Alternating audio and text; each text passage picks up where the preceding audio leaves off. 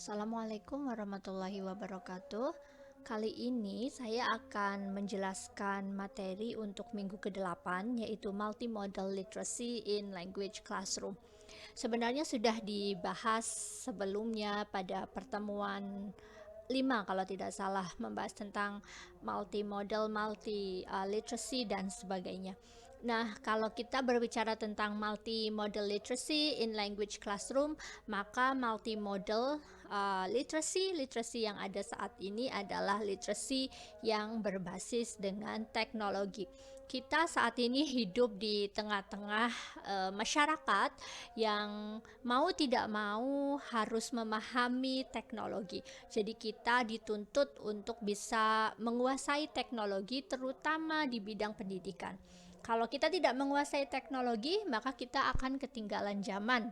Karena memang trennya adalah sekarang ini pendidikan sudah berbasis teknologi. Kadang saya merasa kurang setuju dengan pendapat orang tua yang mengatakan bahwa handphone menyebabkan anak menjadi bodoh karena bermain terus. Well, sebenarnya ketika anak tidak diperkenalkan dengan teknologi, terutama teknologi yang berkaitan untuk pembelajaran, maka dia akan ketinggalan zaman. Tidak bisa sama sekali. Jadi sebaiknya bagaimana? Ya, sebaiknya ketika menggunakan teknologi, ketika menggunakan handphone harus bijak, harus ada yang namanya kontrol, harus ada yang namanya pengawasan dari orang tua. Jadi bukan kemudian orang tua membiarkan anaknya menggunakan handphone begitu saja, karena memang handphone itu kan bisa mengakses segalanya. Nah, peran orang tua pun di sini diperlukan, pengetahuan orang tua juga diperlukan untuk bisa menguasai teknologi itu sendiri. Misalnya orang tua yang sudah melek internet, mereka akan tahu bagaimana caranya ngeset apa-apa saja yang bisa diakses oleh anaknya di handphone. Apa yang tidak bisa itu kan sebenarnya bisa diset. Ya orang tua kan jadul Miss, gaptek. Nah, itulah kenapa kemudian dari sini kita sebenarnya harus sadar dan kemudian harus juga memahami bahwa pembelajaran, bahwa pengetahuan teknologi itu seharusnya tidak hanya dikuasai oleh anak-anak, orang tua pun mereka harus memahami. Coba kalian bayangkan orang-orang yang punya anak misalnya masih di bawah umur, itu kan biasanya masih muda ya nggak tua-tua banget lah. Kalau yang sudah tua, sudah sepuh itu kan biasanya ya punya anak mungkin sudah kuliah, sudah SMA, di mana mereka sudah paham mana yang baik, mana yang benar. Tapi kalau anak-anak yang masih SD itu kan orang tuanya belum tua-tua banget, belum jadul-jadul banget ya kan. Sehingga di sini harusnya ada peran orang tua juga. Nah, saya pernah membaca artikel yang mengatakan bahwa pendidikan itu seharusnya tidak kemudian dijorkan, diloskan kepada sekolah saja. Ini yang salah. Kemudian pada saat terjadi pandemi, orang tua itu bingung harus bagaimana menyikapinya, harus bagaimana mendidik anak mereka, karena memang selama ini mereka tidak pernah mendidik anak mereka atau tidak pernah ikut mengajarkan anaknya. Nah, dari sini mungkin kita bisa menyadari juga bahwa orang tua itu harus pinter loh. Orang tua itu harus berpendidikan juga loh. Supaya apa? Kemudian bisa memberikan guidance, bisa memberikan petunjuk untuk anak-anaknya. Kan sekolahnya nggak tinggi, Miss. Ya harus berpikir kreatif bagaimana caranya. Internet itu sudah sangat terbuka luas, YouTube itu juga sangat terbuka luas. Pembelajaran tentang parenting, pembelajaran tentang bagaimana mengakses internet, ada semuanya di YouTube. Kalau selama ini kan yang kita akses di YouTube itu sinetron, drakor misalnya. Loh, kenapa tidak kemudian untuk mencari hal lain?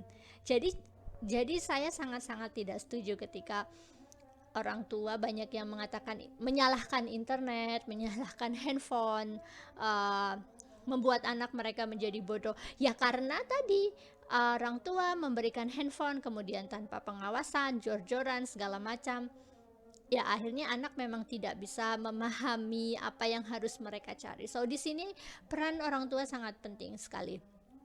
Nah, saat ini jadi sudah selama beberapa dekade, kalau di Indonesia mungkin belum beberapa dekade lah ya. Mungkin 10 tahun terakhir di Indonesia itu sudah mulai ada dampak tentang literasi, kemudian penggunaan komputer di sekolah-sekolah sudah mulai masif, apalagi sejak pandemi. Saya merasa bahwa pandemi itu membawa berkah untuk orang-orang Indonesia. Berkahnya adalah semua orang di Indonesia kemudian push, didorong, dipaksa untuk menguasai teknologi. Pendidikan di Indonesia dipaksa untuk berbasis teknologi. Karena kalau tidak ada pandemi, kurikulum di Indonesia tidak akan pernah kemudian engaging dengan teknologi sama sekali. Misalnya saja tes-tes itu tidak akan menggunakan teknologi, atau misalnya mungkin pengurusan surat-surat mungkin sudah belum menggunakan teknologi sama sekali, masih yang manual, harus datang dan sebagainya. Nah, dengan adanya COVID-19 ini kemudian mendorong orang untuk belajar teknologi. Atau misalnya kalian merasa tidak, dengan adanya COVID-19 ini kalian jadi pintar mengetik, jadi lebih lancar ngetiknya, jadi tahu apa itu Excel, apa itu spreadsheet, bagaimana itu cara ngetik di Google Spreadsheet, kemudian jadi rapi, kemudian kalian diminta untuk merapikan tulisan yang ada di spreadsheet dengan wrapping text, meskipun kalian belum wrapping text ya. Kenapa saya kok minta kalian wrapping text? Maksudnya biar kalian tahu bagaimana caranya ngetik di spreadsheet rapi. Kalau ngetik kok barisnya ke kanan semua, nabrak garis, gimana caranya wrapping text? Nah, sebenarnya bisa sih saya lakukan, saya drag lalu saya wrapping text sendiri, sudah rapi semua. But then yang saya inginkan itu adalah biar kalian ada experience, lalu kalian belajar dari situ, lalu suatu saat ketika ngetik kamu akan terbiasa rapi. Kamu akan terbiasa mengetik rapi dengan menggunakan wrapping text tadi. Nah, itu adalah salah satu boleh dibilang hikmah dari adanya virus corona ini. Lalu ada perbedaan yang mencolok sekali antara pendidikan di negara berkembang dengan negara maju. Kalau di negara maju sudah dari lama komunikasi itu dengan menggunakan social media, communications dengan MSN, kemudian texting, blogging, Facebook dan sebagainya. Mungkin kalian baru memulai untuk melakukan video conference pada saat corona, dimana kita nggak bisa kemana-mana, harus tetap kuliah, lalu harus ada meeting, bagaimana caranya, lalu menggunakanlah Google Classroom, lalu ada Google Meet, lalu ada Zoom. Kalau saya di awal saya pakai Skype. Kenapa pakai Skype? Karena dari lama saya selalu melakukan meeting dengan menggunakan Skype ketika I was working as a translator and interpreter, karena biasanya klien atau teman kerja berada di beberapa negara, kami harus meeting. Akhirnya kami meeting menggunakan Skype. Dulu kita pakai Skype. Kemudian pada saat pertama kali pandemi, akhirnya saya minta pada saat itu kelas morfosintaks angkatan Iqbal, saya minta mereka menggunakan Skype, mereka install Skype semua, karena kan di awal-awal ada rumor bahwa Zoom tidak aman ya, jadi yang paling aman adalah Skype karena memang Skype digunakan for business. Beberapa orang merasa kesusahan untuk intake dengan itu. Kemudian seiring berkembangnya waktu, berjalannya waktu, mereka kemudian belajar. Saya pun demikian, belajar tentang bagaimana cara menggunakan Google Classroom dan sebagainya.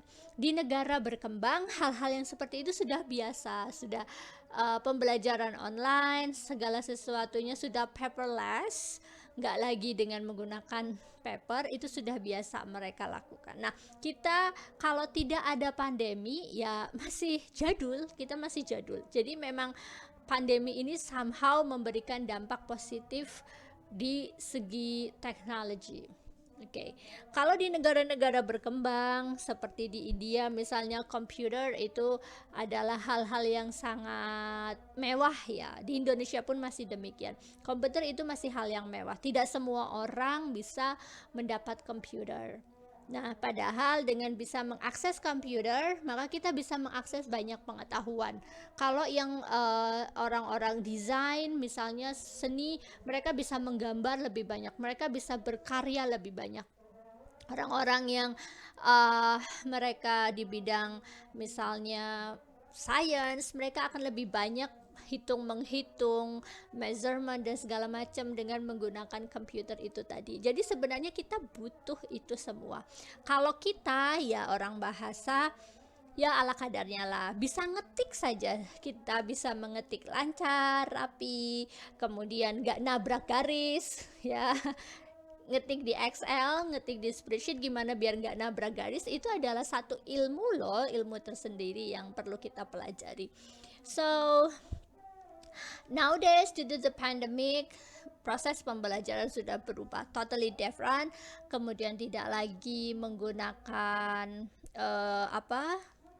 tidak bisa bertatap muka ya, akhirnya kita menggunakan Google Meet dan sebagainya, atau menggunakan video pembelajaran. Kemudian G Suite for Education, Google itu benar-benar bertransformasi. Mereka memberikan banyak sekali platform yang berguna untuk bisa kita gunakan, dan memang sangat bermanfaat sekali. Ada Classroom, ada Google Jamboard. Google Jamboard itu jadi papan tulis virtual. Jadi semua siswa bisa mengakses di papan tulis. Jadi nanti di laptop atau di layar mereka masing-masing, misalnya saya minta Bubur kerjakan nomor 5. Nah, nanti Bubur bisa mengerjakan matematika di papan tulis dari layarnya, dan pada saat yang bersamaan semua orang itu bisa mengakses. Itu namanya Google Jamboard. Google Jamboard itu keren sekali ya. Lalu kemudian akses terhadap komputer itu akan menyebabkan atau memunculkan yang namanya multimodal literacy. Dan di abad 2022, 21st century sekarang ini, multimodal literacy is very important, terutama di language classroom. Kenapa? Karena kita harus bisa mengakses bahasa yang memang sudah yang sudah terbarukan seperti apa. Sudah tidak lagi loh menyapa orang, "Hello, what's your name? Hello, how are you? I'm good, thank you. And you?" Sudah tidak seperti itu. Lalu bagaimana? Nah, hal-hal yang seperti ini sebenarnya bisa kita pelajari, bisa kita akses dari berbagai macam sumber. Oke, dan kemudian dengan adanya teknologi, penggunaan teknologi baru itu menyebabkan juga munculnya bahasa-bahasa baru yang ada di kehidupan kita sehari-hari. Sekarang kita sudah sangat terbiasa dengan istilah meet, dengan istilah koneksi, dengan kemudian istilah apalagi ya, delay, kemudian dengan istilah classroom dan sebagainya. So itu adalah kosakata yang kemudian muncul dari adanya penggunaan teknologi ini. Dan penggunaan atau kemunculan bahasa-bahasa yang baru inilah kemudian dia juga akan menyebabkan adanya multimodal literacy. Multimodal literacy sekarang basically itu berbasis internet, bisa diakses melalui laptop atau melalui handphone. Jadi sekarang kamu mau cari apapun, sumber apapun itu ada di internet. Nggak mungkin kalian mencari referensi, nanti bikin jurnal, Miss referensinya nggak nemu. Bukan referensinya yang nggak nemu, tapi kamunya yang nggak bisa menemukan referensi itu, atau kamunya yang masih gaptek. yang masih belum bisa engage tentang bagaimana cara mencari sumber di internet. Sama halnya kayak gini loh. Let's say kamu adalah kurir JNT yang masih baru. Jadi kalau kurir JNT yang masih baru itu dia mau nganterin paket, nyari alamat itu mesti muter-muter, lama. Tapi kalau sudah profesional, karena saking seringnya dia nganterin paket, maka cari alamat itu akan mudah. Gimana nyortirnya, gimana dia ngasihin ke setiap pelanggan, itu pasti akan mudah. Jadi there would be always possibility untuk menemukan sumber yang ada di internet. Berbeda dengan zaman dulu. Zaman mungkin bapak ibu kita belum, internet di Indonesia belum ada. Dan ketika ingin mencari sumber itu harus harus datangi kampusnya, harus datengin perpustakaannya. Sekarang kita tidak perlu mendatangi perpus.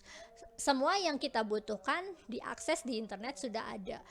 Dan itu sangat mungkin sekali untuk dipelajari begitu. Jadi harusnya karena kita memiliki kemudahan, kita memiliki berbagai sumber untuk bisa diakses, artinya kita harus lebih cerdas daripada orang tua kita. Kita harusnya lebih banyak yang dibaca daripada orang tua kita. Nah, kalau kebalik berarti ada yang salah dengan kita. Sudah dikasih sama Tuhan berbagai macam jenis akses untuk belajar, untuk membaca, untuk mencari banyak informasi, tapi nggak kita gunakan. Merugi sekali kan berarti. Right, so 21st century artinya adalah kita harus jauh lebih harus lebih maju begitulah. Makanya tadi di awal saya bilang saya nggak setuju sih kalau ada orang tua yang mengatakan internet membuat anak menjadi bodoh. Ya, karena saya sendiri bekerja harus dengan menggunakan internet. Either teaching, translating, interpreting, itu adalah pekerjaan yang semua saya lakukan. Kalau nggak ada internet, saya mati lah kayak gitu. Saya nggak bisa mencari uang. Dan semua informasi yang saya butuhkan harus menggunakan internet. All the informations. Jadi tinggal bagaimana cara kita menggunakan internet itu. Sebenarnya internet itu sama kok seperti buku. Multimodal literacy yang sekarang itu internet. Sama seperti zaman dulu. Zaman dulu memang tidak ada orang tua yang let's say tidak pintar. Oh, banyak. Zaman dulu banyak juga kan yang pintar. Nah, it depends on personality. Bagaimana mereka akan mengakses ilmu pengetahuan. Zaman dulu banyak yang nggak mau baca buku. Sekarang banyak yang nggak mau kemudian mengakses ilmu pengetahuan. Jadi lebih asyik dengan mengakses yang ada di internet itu bersifat hiburan, without any knowledge sama sekali. Kalau disuruh baca udah pusing dan sebagainya. Ya itu sama saja seperti zaman dulu pun juga seperti itu kok. Sama saja seperti itu. Oke. Teknologi multimodalities and multiliteracies. Jadi teknologi itu sudah berubah, berkembang. Nanti cara kalian ngajar pun jangan dengan menggunakan cara pengajaran yang traditional. So you should engage with technology. Kamu harus mengenalkan teknologi kepada siswa kalian tentang bagaimana using technology for teaching, for learning English. Ada banyak sekali yang bisa kita pakai, yang bisa kita akses untuk belajar. Dan kalau kita sudah menggunakan teknologi tersebut, kemudian kita bisa mengadopsi, kemudian kita bisa menggunakannya di globalized societies, dan banyak hal yang bisa kita lakukan di penggunaan teknologi in the classroom. Kemudian juga bisa menyebabkan perbedaan antara new literacies dan old literacies. New literacies itu ya yang sekarang semuanya berbasis internet. Kalau yang lama berbasis printed, right? Berbasis printed. Nanti kita akan lihat perbedaannya. Ini dia. Jadi kalau sekarang pembelajaran, anak-anak akan lebih suka itu belajar dengan menggunakan British Council dan sebagainya, berbagai jenis apps yang ada di internet. Kita bisa mengaksesnya ketimbang misalnya belajar bahasa Inggris secara tradisional. Nah, jadi gurunya maka harus berinovasi, harus tahu bagaimana cara menggunakan teknologi ini. Kalau nggak tahu gimana? Jangan nanya sama orang, atau misalnya kalau kalau nanya sama orang itu, kalau memang sudah benar-benar mentok nggak tahu jawabannya, karena all the questions are already on the internet. Meskipun kita harus tetap milih-milih ya, apakah informasi yang tersedia itu valid atau tidak. Lalu kemudian Merriam-Webster, Duolingo, itu ada banyak sekali. Di Indonesia ada yang namanya apa? Ruang guru, ruang belajar online dan sebagainya. Di Inggris pun yang namanya ensiklopedia berubah dari ensiklopedia yang tadinya printed seperti ini, kemudian berubah menjadi Britannica ya, Britannica yang sudah online.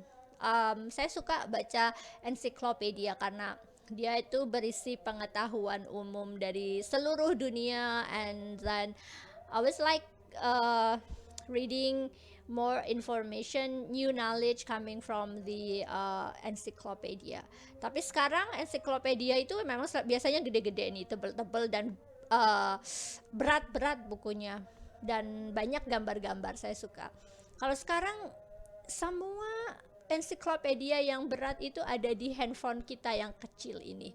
Kita bisa mengakses banyak hal dari ensiklopedia, misalnya Britannica ini. Bagus sekali dia informasi yang disampaikan and so on. So these are the technology, these are the multiliteracy yang sekarang ini dikembangkan, yang sekarang ini digunakan. Jadi sudah tidak lagi menggunakan printed book, though printed book is actually still used, though apalagi untuk orang-orang jurusan bahasa Inggris ya, itu pasti printed itu adalah hal yang paling utama, karena kalau kamu misalnya buku-bukunya beli, buku-buku di Indonesia itu kurang update, jadi sumber yang kalian dapat itu pasti tidak banyak. Lalu jurnal itu kebanyakan adalah jurnal online, sehingga memang kita harus mengakses jurnal online tersebut untuk mendapatkan banyak pengetahuan. So nowadays people are changing from the offline to the online. Jadi tidak bisa kalau kamu stuck ingin kekeh mau tetap menggunakan offline, nggak bisa, karena zamannya sekarang sudah berubah. Kalau tetap kita menggunakan traditional ways of learning, of teaching, kamu nggak akan pernah bisa tahu bagaimana caranya mengetik spreadsheet, caranya bagaimana ngetik di spreadsheet supaya nggak nabrak garis. Nah, itu emang penting, Miss. Oh, penting, apalagi kalau nanti kalian misalnya bekerja di perusahaan, right? So you will deal with Excel, spreadsheet, and many more yang ada di Microsoft Word. Bahkan pendaftaran untuk beasiswa di Australia itu ada ininya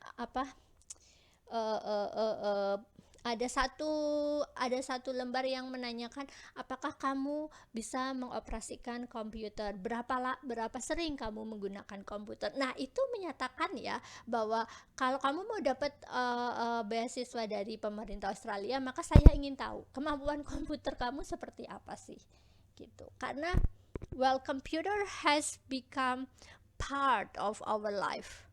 Ya, kecuali kalau memang kalian tidak ingin bekerja di bidang pendidikan, kemudian yang berkaitan dengan teknologi, nggak masalah. Mau jadi seller, mau jadi driver ojol aja sekarang kan harus paham dengan teknologi, right?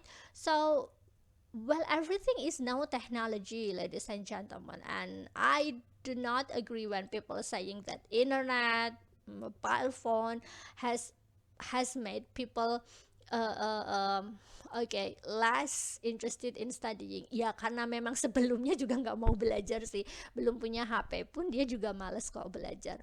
Belum punya HP pun dia males kok buat baca buku. Ditambah ada HP sekarang, ya makin-makin lah dia males. Begitu. Kalau yang rajin ya sebelum ada HP dia tetap mau baca buku, setelah ada HP sekarang yang dia akses di HP-nya adalah ilmu-ilmu pengetahuan. So it depends on the personality. Definitely depends on the personality. Right? So the last thing that I want to say, multimodality and multimodal literacy, kemudian mereka akan menyebabkan kemunculan linguistic meaning, visual meaning.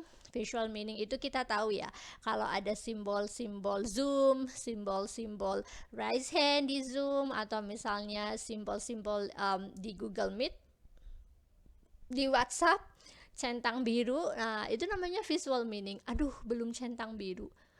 Aduh, masih centang satu. Nah, itu ada visual meaning yang ada maknanya tersendiri. Kamu akan merasa sakit hati ketika chat WA hanya centang dua tapi centang dua biru tapi nggak dibalas. Nah, itu kan ada visual meanings yang disampaikan. Means that you are being ignored, right?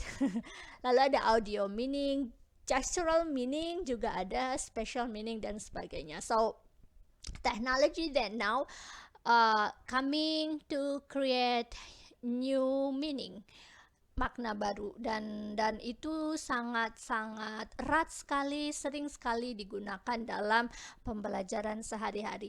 Begitu saja, terima kasih. Wassalamualaikum warahmatullahi wabarakatuh.